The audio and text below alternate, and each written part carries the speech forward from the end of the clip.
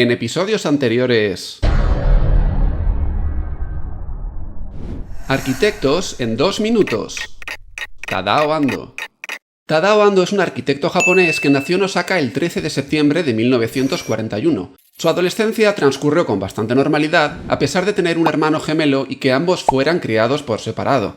A Tadao le encantaba el boxeo, tanto que tuvo que elegir entre dedicarse a pegar puñetazos el resto de su vida o a la arquitectura.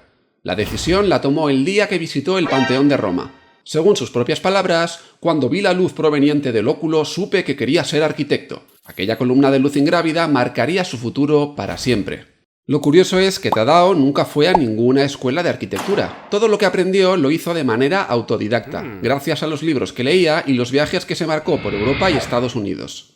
También se dedicó a estudiar y comprender la arquitectura tradicional japonesa, que le sirvió como punto de partida.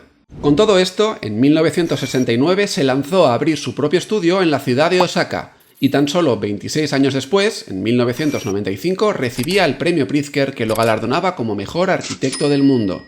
¿Qué hizo en tan poco tiempo para que su arquitectura fuese reconocida y premiada internacionalmente? Para entenderlo, conozcamos algunas de sus mejores obras. La Casa Azuma fue la primera vivienda que proyectó en 1976, una caja de hormigón situada en medio de un ruidoso barrio de Japón que garantizaba la privacidad de sus propietarios. Dividía la parcela en 2 volúmenes y un patio, introduciendo la naturaleza en la casa.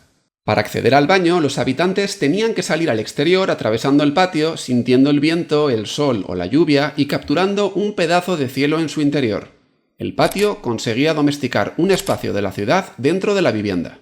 En 1988 diseñó la iglesia en el agua y volvió a utilizar la naturaleza como elemento de proyecto. La pared frontal del templo, la más importante en este tipo de espacios, la hizo desaparecer. Sustituyó así las imágenes sagradas y cargadas de simbolismo por un muro transparente hacia donde orientaba los bancos. Las vistas desde el interior lograban una imagen alucinante de la naturaleza del lugar, que cambia con cada estación. La iglesia conseguía así un escenario vivo, inestable y cargado de 1000 colores.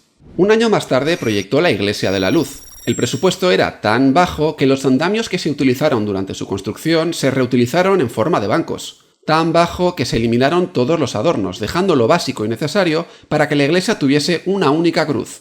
Eso sí, una cruz fabricada del material que le había dejado sin palabras años antes en el Panteón. Solo luz. En 1991 levantó otro santuario, el Templo del Agua, que más que un edificio es una experiencia para los sentidos. Este santuario no se parece a los templos budistas clásicos, pero consigue una atmósfera mística en su interior. El viento, la luz y el agua aparecen como actores protagonistas en una obra de teatro que invita a la reflexión. Tadao Ando ha demostrado ser capaz de incorporar la naturaleza en sus creaciones, alejándose del caos de las ciudades y creando espacios perfectos para la introspección. Sus proyectos guardan una estrecha relación con la arquitectura tradicional japonesa, aportando geometrías simples y puras, así como la textura de un hormigón desnudo y liso con marcas del encofrado, convirtiéndose en su seña de identidad. La manera en la que integra el edificio en su entorno natural lo ha convertido en un auténtico maestro del viento, la roca, el agua y la luz. ¿Qué otros arquitectos o viviendas te gustaría conocer en 2 minutos? Deja tu propuesta en los comentarios y nos vemos en el próximo capítulo.